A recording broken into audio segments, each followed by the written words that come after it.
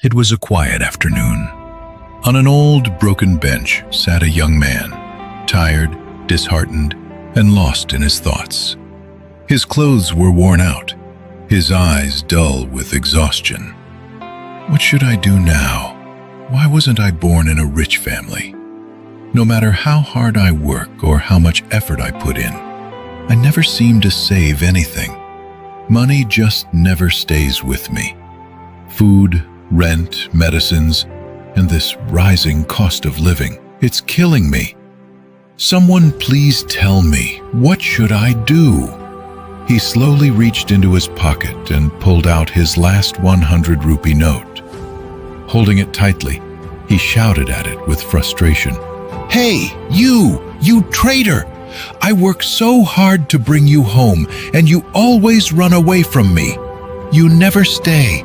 Sometimes you end up with the landlord, sometimes the shopkeeper, sometimes with the traffic police. Why? Why don't you stay with me? You love rich people, you flow toward them like a river, but when it comes to me, you disappear. What allergy do you have to poor people like me?" He looked at the note with tears in his eyes and said, "Tell me, what should I do so that you stay with me? So that you grow with me? Why are you silent? Speak to me."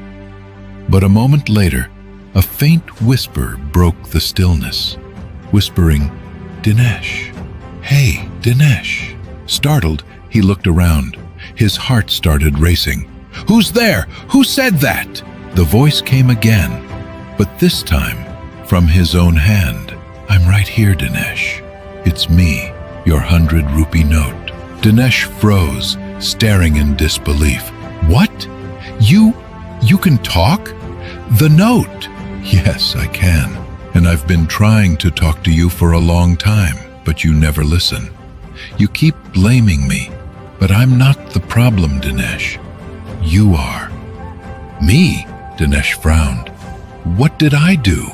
The note said gently, "I always come to you. You work hard for me every single day, but you never make me work for you. You just spend me. You send me away to rent, to bills, to food. You never think of using me to grow. You work for me, Dinesh, but if you learn to make me work for you, your life will change forever." His eyes moist, his heart pounding. He whispered, "Can you really work for me?" "Yes, but you must believe. Take me and do what I say." Dinesh nodded silently. He stood up and walked toward the nearby market. He used that 100 rupees to buy a few balloons. The sun was scorching, but he didn't stop. He went to the children's park and began selling them. Within minutes, every single balloon was sold out. He counted his money, 500 rupees. He looked at the notes in his hand and laughed out loud. "5 of you now? So you do multiply, huh?" It was as if the notes replied, "Yes, Dinesh, keep us working." Encouraged, Dinesh used the 500 rupees again, bought more balloons, and went to another place, where a crowd of children gathered every evening. That day, by sunset, his 500 had turned into 5,000 rupees. For the first time in years, Dinesh smiled, not just with his face, but with his heart. He hugged the money and whispered, "You really spoke the truth. You do grow when used wisely." From that day, Dinesh never looked back. He bought a small balloon inflating machine and later hired 3 more people to help him. He supplied balloons. They sold them in different areas and they shared the profit. Every day Dinesh earned well, saving some, investing some. Months passed. He saved enough to buy a new house. He gifted his wife a sewing machine because she was skilled at stitching. Soon, she started teaching poor women sewing at a very small fee. Evenings, Dinesh began a small side business, selling artificial jewelry in the nearby market.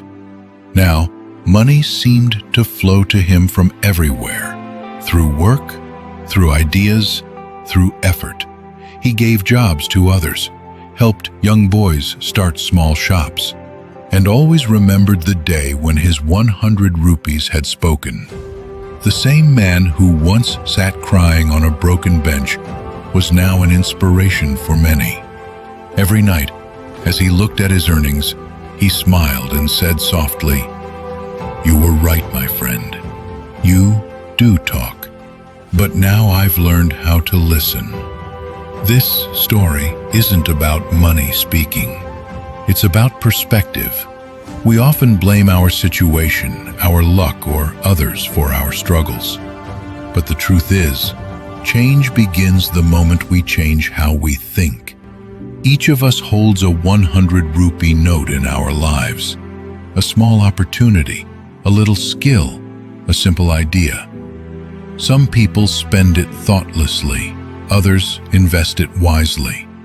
Remember, money doesn't grow by luck, it grows by wisdom. So next time you hold a 100 rupee note, ask yourself, will I just spend this, or will I make it speak for me?